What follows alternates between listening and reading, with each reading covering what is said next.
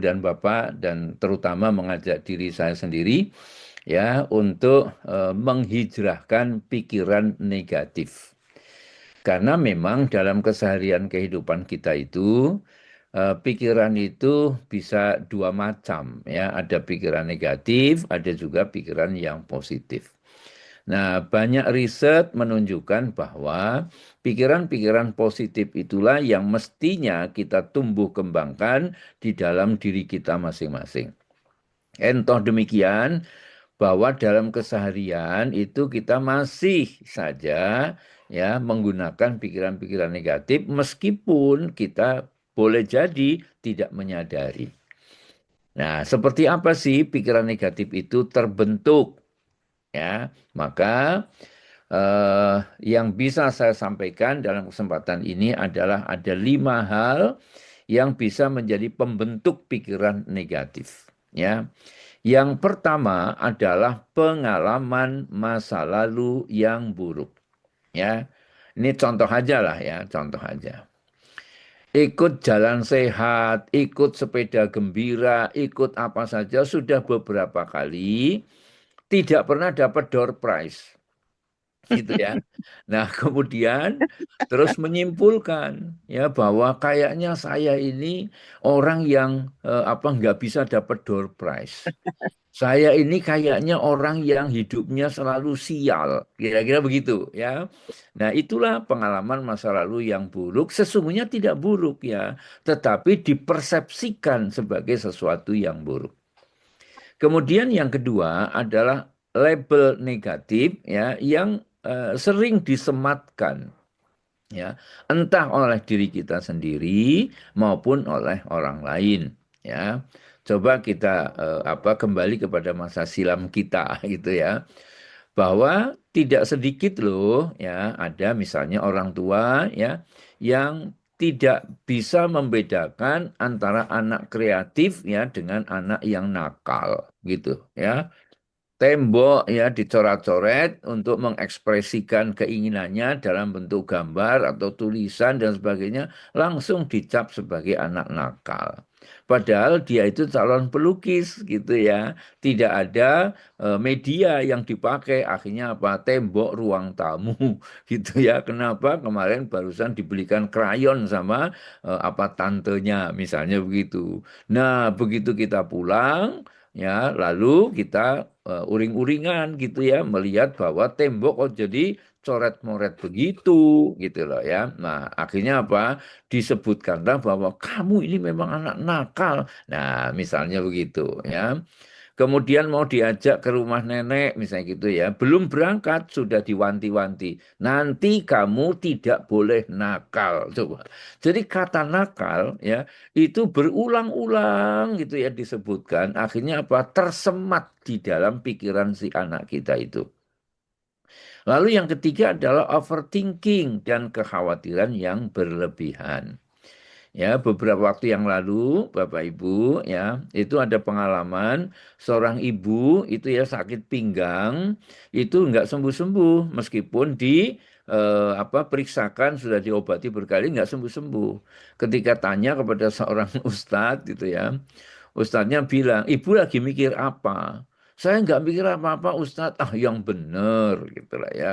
Coba direnungi lagi. Mesti ada itu yang dikhawatirkan. Akhirnya apa? Ibunya cerita. Ya, benar Ustadz, saya itu khawatir karena suami saya mau pensiun.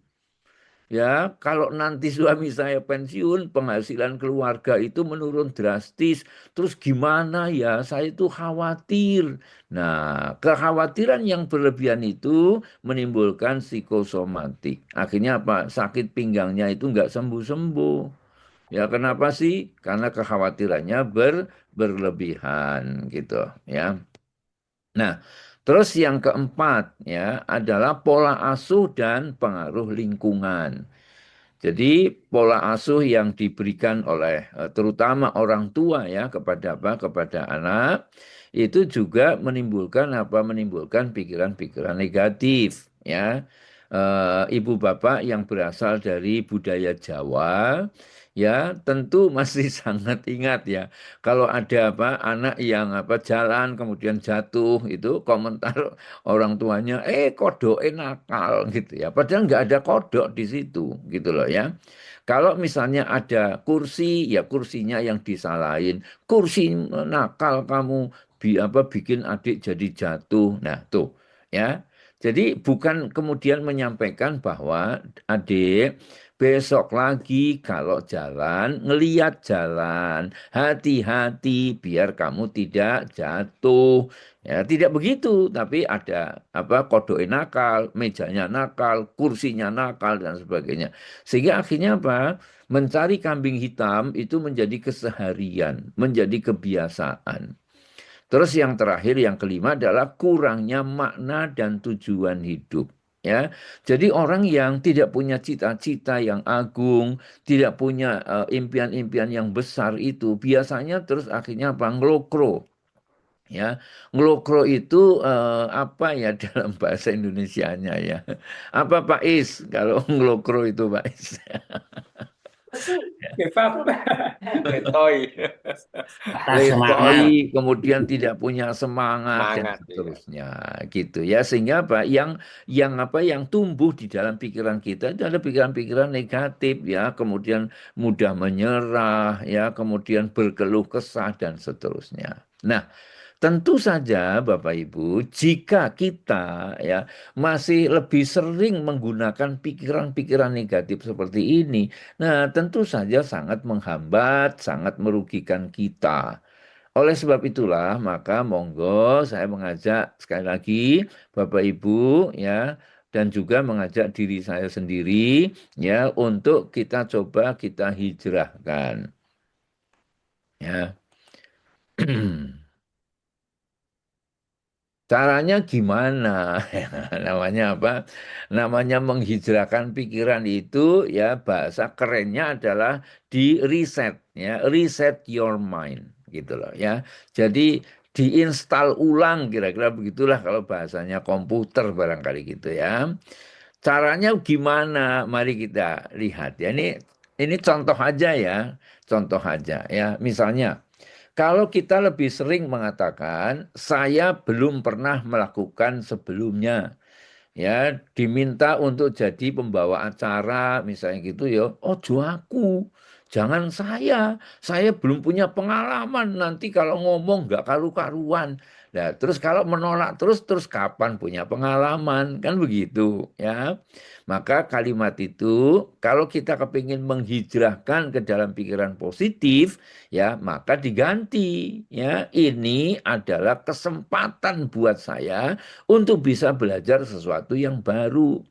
Nggih, Pak Is, siap saya ditunjuk jadi apa? Jadi apa pemberi refresh misalnya gitu ya.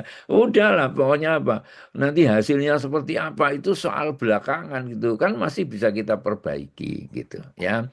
Kemudian yang kedua, ini terlalu sulit bagi saya dan bikin pusing, misalnya begitu ya. Maka kalau kita mau hijrahkan menjadi pikiran yang positif ya, saya siap menyelesaikannya dengan cara yang berbeda. Ya. Jadi apapun ya yang apa sedang kita kerjakan itu, sesungguhnya kita punya kemampuan untuk menyelesaikannya. Bahwa kemarin pernah gagal karena kita belum ketemu cara yang tepat. Maka kita perlu mencari cara yang tepat, kan begitu. Terus contoh yang ketiga, ini tampaknya mustahil ya dalam mencapai keberhasilan. Ya, seperti apapun ikhtiar saya kayaknya tidak akan pernah berhasil. Nah, kalau seperti itu yang terjadi, maka ya sudah, itu jadi belenggu buat kita. Nah, mesti kita hijrahkan dengan pikiran-pikiran yang positif. Saya siap mencoba membuatnya bisa berhasil. Nah, kira-kira begitu ya. Kalau misalnya masih bingung, kan kita boleh tanya kepada orang. Ya, kalau kita masih bingung, kita bisa minta bantuan orang, gitu loh. Tapi tidak menyerah, ya. Tidak menyerah, tidak kemudian ya sudahlah karena memang ini bukan kemampuan saya, gitulah ya. Terus yang keempat, contoh yang keempat, saat ini tidak ada seorang pun yang mau berbicara dengan saya. ketoke saya itu dijodak sama tetangga-tetangga gitu ya. Sehingga ketika saya lewat nggak ada orang yang menyapa. Nah, kalau kemudian kondisi itu dibiarkan, mungkin tidak akan ada perubahan.